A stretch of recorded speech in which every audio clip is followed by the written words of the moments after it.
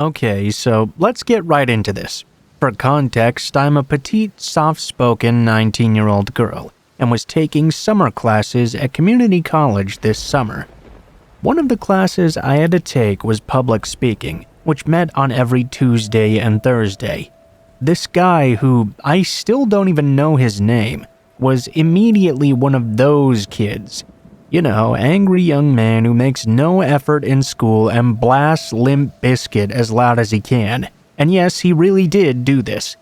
To get to our classroom that was on the second floor, you had to go down a hallway, down a stairwell to the first floor, out through the main lobby, and through the sliding doors.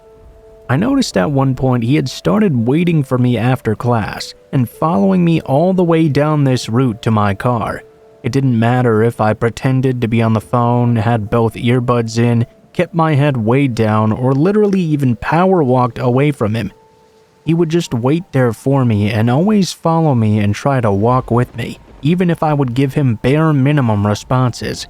The whole time he would be talking to me and attempting to ask me questions. Lots of stuff like asking about each of the cars I drove to school, since my family had to share them all. Even after I subtly dropped that I had a boyfriend, he still didn't stop. At this point, he definitely knew which car would be mine.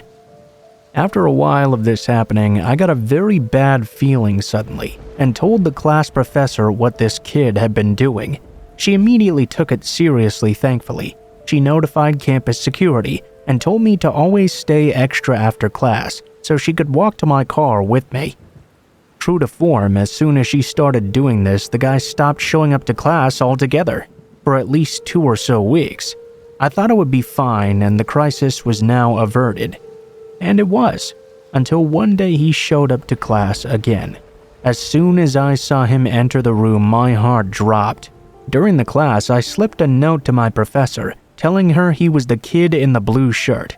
She told me to stick around after class that day. I did, and so did the guy and another female student. Before he tried to talk to the professor about why he should pass the class despite never even showing up or doing any work, the professor asked me and the other girl to step outside and wait in the hall. Even from all the way out there, though, we could hear him screaming and yelling so aggressively at the professor. He eventually did leave and came out into the hallway we were waiting in. He simply pointed at me and said, "You wait for me." Mind you, I still had no idea who this kid even was. I instantly got the heebie-jeebies and rushed back into the room to tell the professor, who was now equally creeped out. Having overheard this entire thing, the other female student came back into the room 10 minutes later. She told me and the professor that the guy was waiting just outside of the view of the hallway, standing there waiting for me. The professor called campus security multiple times and phoned the front desk as well, but she received no response. This meant we'd have to take things into our own hands. We came up with a plan to all leave the classroom together, pretending to be in very deep conversation with each other. We'd walk past the guy without even looking at him, and walked down the stairwell to the main lobby. I could feel his eyes boring into us as we passed him by, and when we entered the stairwell, he stood up and followed behind us. The professor and I exchanged looks of terror but kept our cool act up, stopping at the main desk in the lobby and pretending to converse with the secretary. The guy passed us by, still staring at us, and walked out the sliding doors until he was out of our field of vision. We then had to go track down campus security ourselves and tell them everything that had happened. My professor was furious. After we saw security camera footage of him lurking around still, she contacted local police. She and I both had a very, very strong gut feeling this kid was not right, and we would not be safe around him. That public speaking class was from 3 to 5 p.m. I also had another class though from 6 to 8. I would occasionally drive to Wawa or something in that hour-long gap. However, there was no way in hell I was going anywhere now. I knew the guy was waiting for me to do so. For the better part of an hour, we, me, my professor, security, and the secretary, all tried to figure out just who the hell this guy was. None of us knew his name, because he literally would never come to class. There weren't photo IDs next to the class roster either. Half the original class had eventually stopped showing up, so it's not like we could just use process of elimination. All we had was security camera footage of him. I was escorted to and from my next class and to my car at the end of the night. The security officer asked me to point out my car. When I did, he said, "Oh wow, so he was parked right next to you?" Confused, I asked what he meant. He told me he had been watching more security footage, and the guy got into the car parked right next to me and waited there for a long time before he eventually left. The thing is, I knew for a fact I had not parked next to anyone when I arrived to the school. The lot was practically empty since it was summertime. After finally getting home that night, I was the only person home for a few weeks, go figure.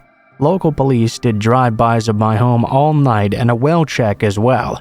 When I returned to the school 2 days later for my Thursday classes, I was informed of some very chilling information. The footage showed him waiting for me in his car on Tuesday after our shared class, which I had already been told, but it also showed him coming back to the parking lot at 8 p.m., just when my last class got out, and sitting in his car right next to mine. Mind you, I had never told him about my schedule or any other classes I could possibly be taking. This whole time, my public speaking professor was filing reports, making complaints against the school for their incompetency, and even got a lawyer. She felt so uneasy about this kid that if he showed up again, she would just walk out. I was in contact with the president of the entire college, the director of security, police, etc. for days. They told me he was banned from campus now, and everyone was on watch for him. If he was spotted, he would be immediately asked to leave. Until the director of campus security, a middle-aged man, called me and told me he had identified the kid and talked to him as well. He told me the guy had said, and I quote, "I just wanted to be your friend." He told me whatever I was doing with the guy, literally running away from him every time, probably made him think I was flirting with him. My professors were absolutely furious and excused me from physically attending class for the rest of the semester. I'm still on edge all the time now, knowing that this guy knows what cars I drive and for all I know could have even followed me home without me knowing. I still don't even know his name, and I hope I will never have to learn it.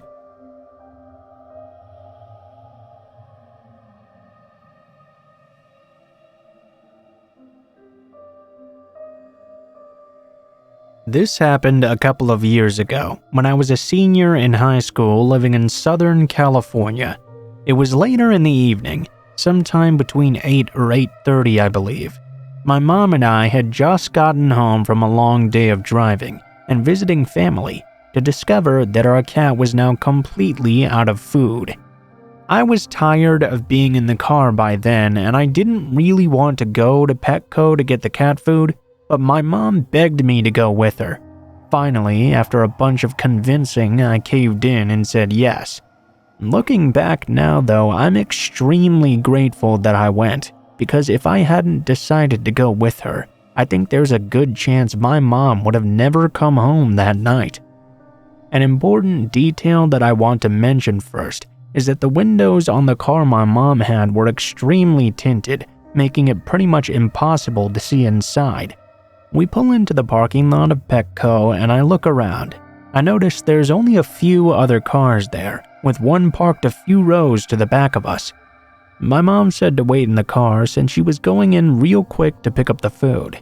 A minute after my mom walked away and was about halfway to the store, the car that was parked a few rows back pulled into the spot right next to ours on the passenger side. Of course, I thought this was a little bit strange, but maybe the person just wanted a closer spot to the store. I then saw a man step out of the car, grab his big German Shepherd out of the back, and walk into the store as well. As I glanced over inside the store, I noticed this guy was now watching my mom and following her around. Not enough for her to notice though. He got ahead of her in line, and after he checked out, he stood right outside the entrance, waiting for her to check out as well. When my mom walked out of the store, the guy began to walk silently behind her. At this point, I was getting a very bad feeling. I was very creeped out as well. When my mom made it back to our car finally, she opened the back to put the cat food in. The guy opened the back of his car right next to ours and started talking to her and motioning for her to come look at something in the back of his car. My mom, being completely oblivious, took a few steps towards him and was now looking into the back. His hands started to move towards his waist, and I immediately started yelling for her to get into our car right now. The man was super alarmed. I'm guessing he'd never seen me in the car because of the tinted windows. He stopped talking to her right away. My mom looked extremely confused, but after I yelled at her some more to get in, she finally did. The creepy guy took another double take at our car and immediately hopped into his and drove off in a hurry. When my mom hopped into the car as well, I asked her what that guy was saying to her. She told me he was telling her to look at something he got for his dog that was in the back of his car. I told her everything I observed and that I was pretty sure he was trying to abduct her from the parking lot. It was quite a startling and eye-opening experience for her.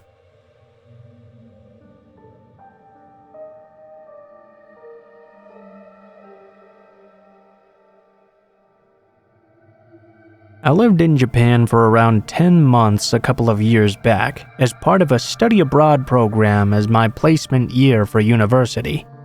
I lived in Hiroshima, and pretty much every Japanese person I met was exactly how you would expect them to be. Very generous, very respectful as well.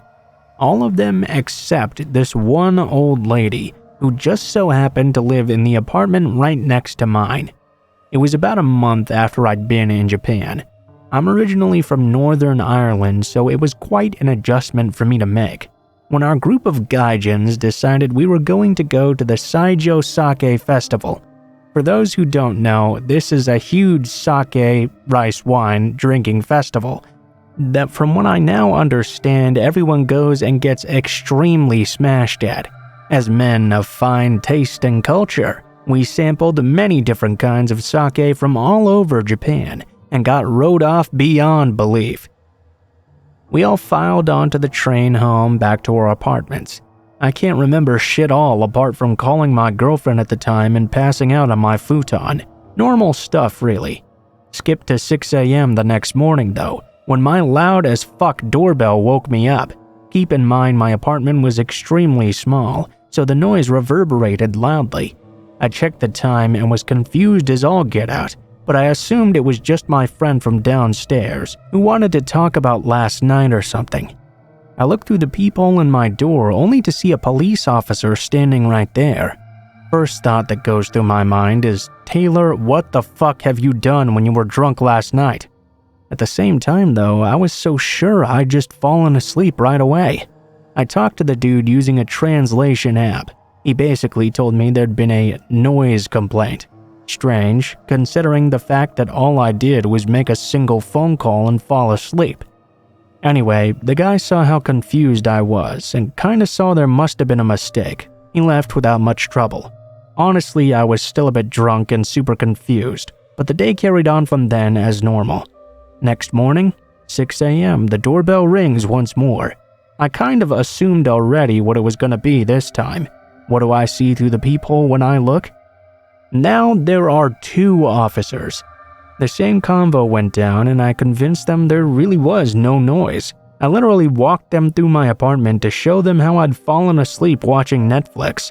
They told me at this point it was the neighbor, who I'd never met before, making all these complaints. At this point I really thought she was just a bitch or maybe a bit of a racist. I asked the guy at my uni who takes care of all the foreign students about this. He told me I was getting moved to a room on the floor below. I was honestly pretty pissed because I just settled into my new place. But whatever, this kind of stuff happens, you know. He planned on coming tomorrow morning with the landlord to move my shit out and check that my new room was okay. Has it ever happened to you when you suddenly get woken up by something in the middle of the night and it really fucks you up? I went to sleep at a good time that night to prepare for the people helping move my stuff out early. So naturally, at 3 a.m. I was fast asleep, when suddenly my doorbell began constantly ringing like crazy. It was absolutely deafening, and of course it woke me up straight away. I can't even begin to tell you how scared I was of this sudden noise. I couldn't even move. I didn't know what to do. After about a minute of what felt like incessant noise, there was complete silence suddenly. I made my way over to the front door to look through the peephole. I saw nothing, but I just knew it was that psycho bitch of a neighbor. Nothing else happened that night, thankfully, and eventually I did manage to get back to sleep. I woke up the next morning still kinda shaken up. It's cool though, my boys are coming around soon. I kept walking out the front to check if they're downstairs and quickly closing the door behind me because I didn't know what this woman would try if she saw me. I walked into my room and slid the door to my balcony open. This is where I see her for the first time. She had literally wrapped her body around the fence that separated our balconies while keeping her footing on her side. She was just standing there, staring right at me. We stared at each other for a second before she quickly whipped back around to the other side like something straight out of The Grudge. Literally 2 seconds later, my doorbell started ringing furiously. I was thinking to myself, that's not possible. This is some demon shit right here. I am so fucked. Thank God it turned out to be the people helping to move my stuff instead. I told them what was going on and hastily moved downstairs to my new room.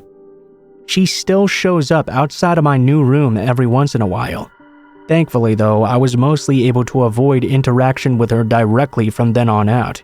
I guess eventually, after all the false complaints, the police decided to start ignoring her calls as well.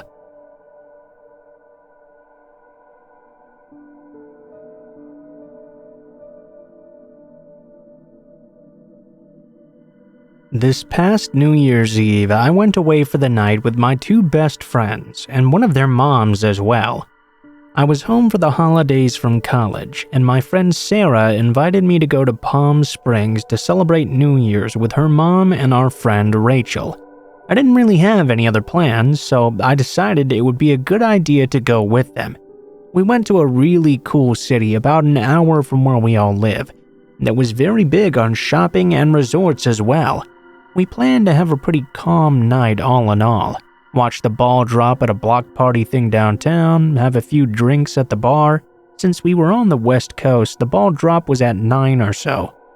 This meant that about 8, we ventured out from our hotel, walking to the block party that was only about a mile away. On the way there, we passed by a very lively bar. We decided to stop by real quick. We spent about 15 minutes dancing, but didn't really get any drinks. It was a gay bar, and Sarah and Rachel being gay, they were pretty stoked on finding this place. They wanted to come back after the ball drop, even though it was about 90% men there.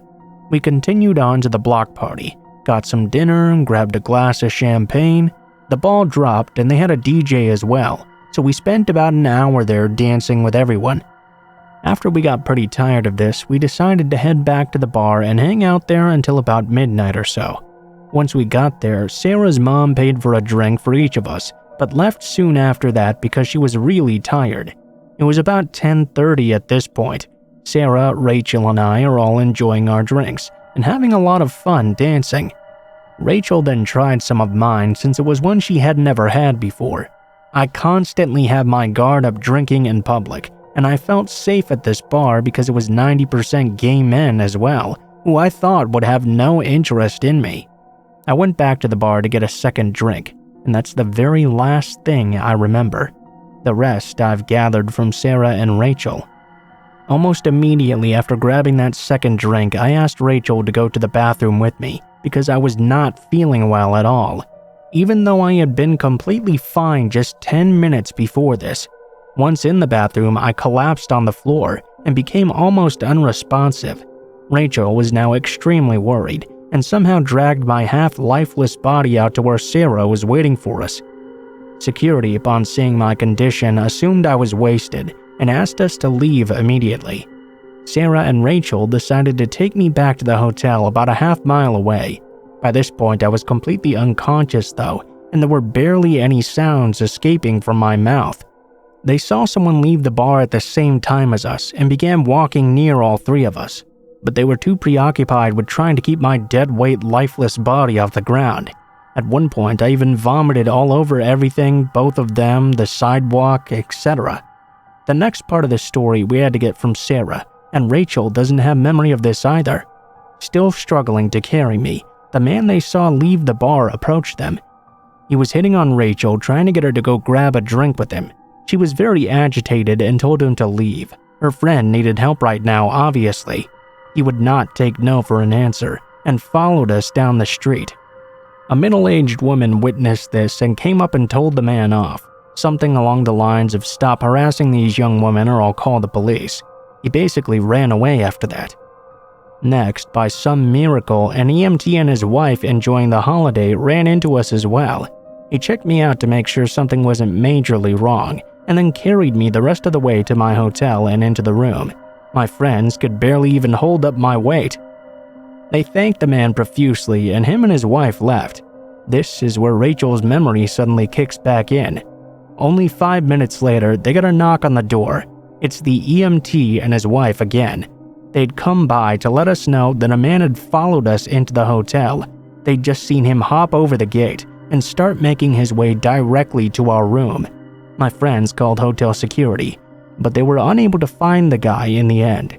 My friends didn't get a good glimpse of him, but I'm 100% sure it was that same man from earlier.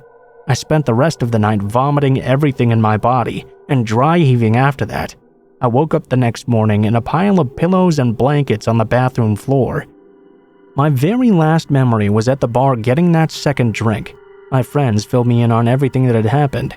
Feeling like crap, I thought I must have just drank way too much, but I had never blacked out before in my life, and the amount of drinks I'd had, 2 in 2 hours, didn't add up to me being completely knocked out like that.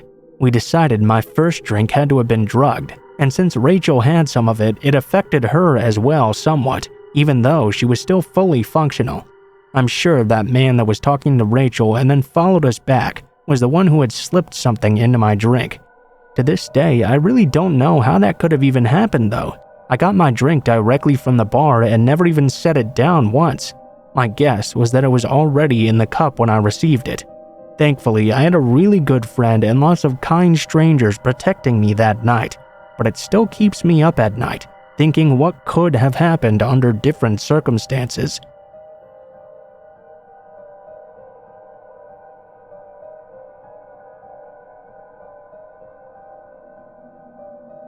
So this was back in January of 2018. It took me a few years and a little bit of therapy to even be able to talk about this. I'm okay now though, so I thought I would share this. It's a little bit long, but buckle up. I was part of a study abroad program in Bangkok, which was awesome for the record. Not long after being there, my fellow students and I went out for a night on the town. After a night of a bit of drinking and running amok in Bangkok, we somehow ended up in this back alley illegal strip club. Here's where I think it's important to mention that I'm female, and I was the only female in the group that night. I saw things I will never unsee in the 15 minutes we were there, and it honestly keeps me up at night every once in a while. Let's just say it was pretty blatantly obvious the woman did not want to be there. Very quickly, I also did not want to be there. About 5 minutes into this really misguided decision, I realized 2 guys from my group were talking to a guy in a red polo shirt. Oh man, there were many guys in red polo shirts scattered throughout the room, and none of them looked very pleasant to be around. One of my friends, let's call him M, came back over to me laughing, pointed back at the red shirt guy, and said, "Hey, he's trying to get me to sell you to him for $10 American. I keep telling him you're worth more, but 10 is the highest he says he'll go." I've never noped out of a situation so fast in my entire life, and everyone went with me. I'm an experienced traveler, so I did take the opportunity to use this as a learning experience for M. I taught him how quickly these situations can go south, and how important it is to be on your guard always in a foreign country. I thought he'd learned his lesson. We'd all gotten out safe, so no harm, no foul. I'll admit though that after that I did become a little more withdrawn from the group.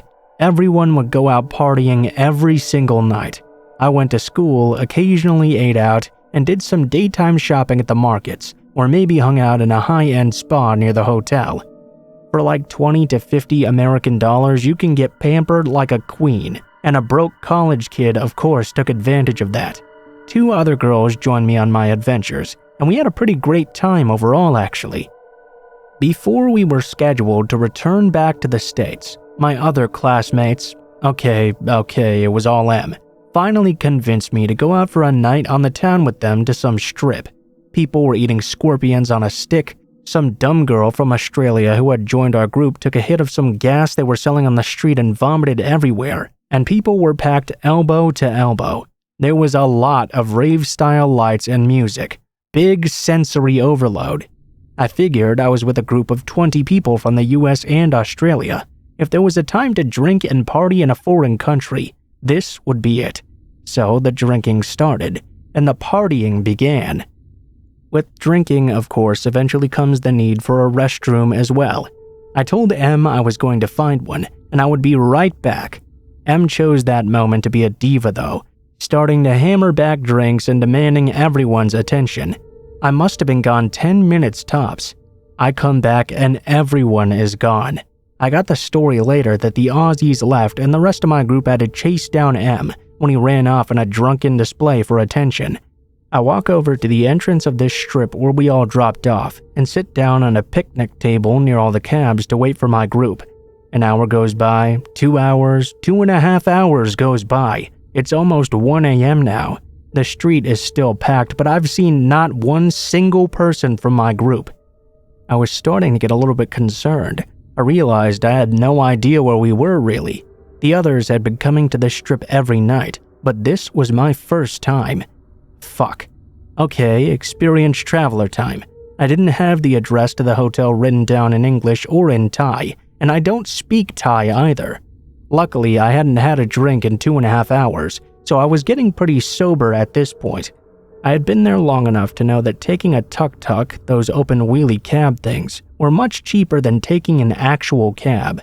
I had not been there long enough though to realize that taking a tuk-tuk at 1 a.m. alone as a female was a very bad idea. I showed the driver my room key to tell him where I needed to go. What a naive child I was. We negotiated a price and I hopped in. He started going the opposite direction from where our cab came in from to drop us off initially. We took a highway to get there, but my tuk-tuk driver was on all residential streets. Then he wandered into an alley. Okay, I was on red alert right now. He stopped. I poised, ready to strike should I need to. Next to me on my left, a garage door rolled up, and a group of men walked out, one of who was holding a blue purse. I stuck around just long enough to see him start walking over and unzipping said purse as he moved. I bolted. I barely managed to shake off the tuk-tuk driver. I just kept putting one foot in front of the other, crying because I couldn't breathe. I thought to myself I was going to die because I could never be bothered to go to a gym. I kept running and running until finally I saw it. The familiarity of home. A 7-Eleven in the middle of this Thai neighborhood. I was hysterical as I sprinted through that door like the Kool-Aid man himself. The cashier started yelling at me to get out in Thai. I was desperately yelling in English that my tuk-tuk driver had just tried to sell me, and I was not going anywhere.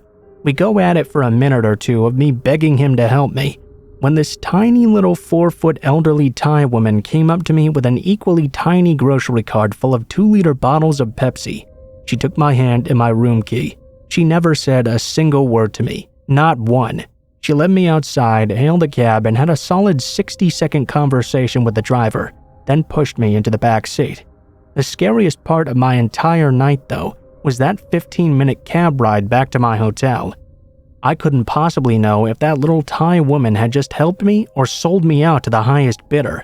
The cab driver had to stop and ask for directions about 3 minutes from the hotel, so that was probably the moment I knew this was going to affect me mentally for a while. The ride cost me 10 American, and I tipped him $60. For not trying to sell me as a slave.